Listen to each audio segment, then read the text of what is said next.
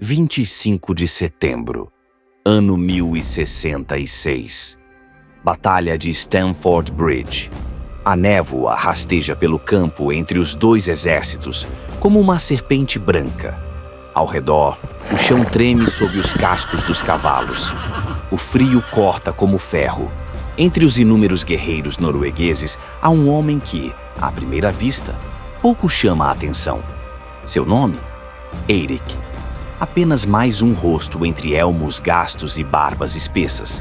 Mais um corpo entre escudos lascados e espadas desgastadas. Silencioso como a neblina que cobre os fiordes ao amanhecer. Ele respira fundo. Sente o gosto do sangue antes mesmo que ele seja derramado. Hoje, acredita ele, será lembrado em Valhalla. Talvez ao lado do próprio rei. Talvez em canções.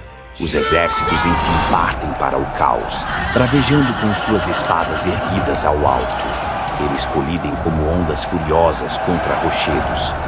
O chão estremece sob a marcha pesada dos guerreiros.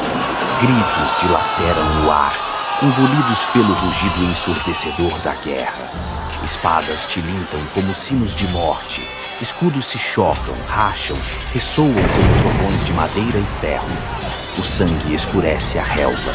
Corvos circulam o céu cinzento, impacientes. Homens caem, outros avançam. Não há honra naquele instante. Só o caos. Mas então, vem o som.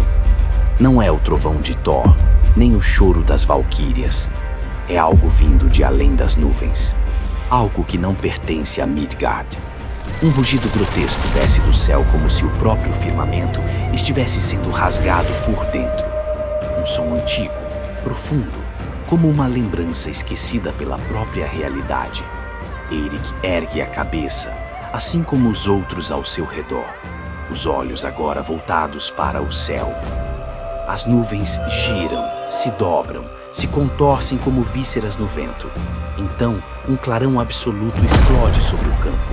A luz engole tudo. Quando a luz se vai, Eirik está sozinho. O rei sumiu.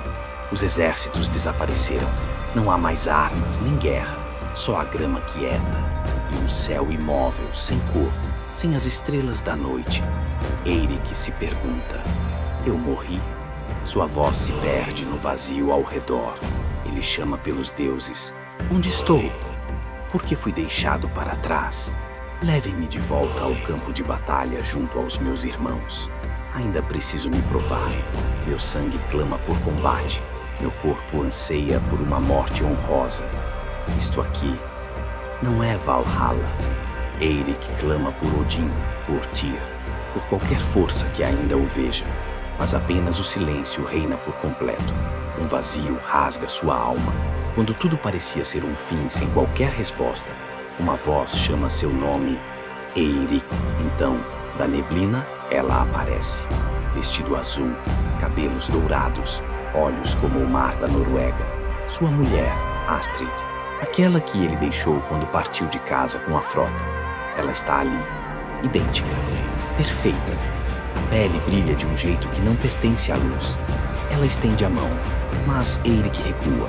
A mulher, ou o que finge ser sua esposa, se aproxima.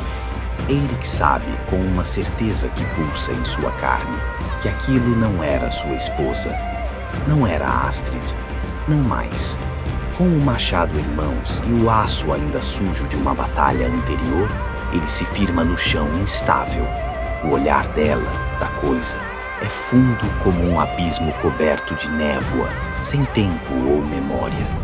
Mas o mundo ao redor começa a se despedaçar. O campo se dobra, como um véu de tecido puxado por mãos invisíveis. As colinas se repetem. As árvores deslizam por entre si, trocando de lugar como peças de um jogo que ele não entende.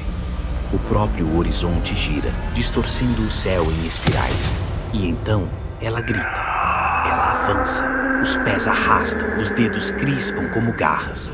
Do corpo saem estalos de ossos, rangidos de madeira velha e molhada. Eirik segura firme seu machado. O aço corta o ar. A coisa se atira sobre ele. O encontro é seco, brutal, como se o mundo prendesse a respiração. A cabeça daquela coisa que parecia ser sua esposa agora se encontra no chão. Aos poucos, o mundo começa a se recompor. As colinas param de girar. As árvores voltam a enraizar-se em seus lugares. Eric agora permanece de pé. O machado ainda em sua mão treme levemente. Não de medo, mas de exaustão da alma. O silêncio é absoluto. Sem vento, sem canto de ave, sem sussurros do mundo. Só o som da própria respiração, irregular, quebrada. E então ele vê. O campo ao seu redor mudou. Agora há corpos, dezenas, centenas, incontáveis. Guerreiros conhecidos e estranhos. Rostos amigos, rivais, irmãos de armas. Rostos distorcidos pelo espanto final. Olhos que olharam a morte antes de poder entendê-la. Todos agora sem vida, espalhados como bonecos quebrados sobre a terra encharcada de sangue seco. Eric cambaleia. Seu corpo quer cair, mas algo o mantém de pé. Ele gira lentamente sobre os próprios calcanhares, procurando alguma explicação no silêncio. Nada responde. Como? Ele sussurra. A pergunta escapa como névoa quente de seus lábios. Como todos estão mortos, e eu estou em pé. O pensamento não traz alívio, traz peso. Que tipo de destino é esse? O que permanece em pé quando todos os outros tombam? Ele olha para as próprias mãos, suas unhas ainda sujas de terra, de sangue, seus dedos ainda apertando a empunhadura do machado que já não serve a ninguém. O céu acima está cinzento, como se até os deuses tivessem desviado os olhos.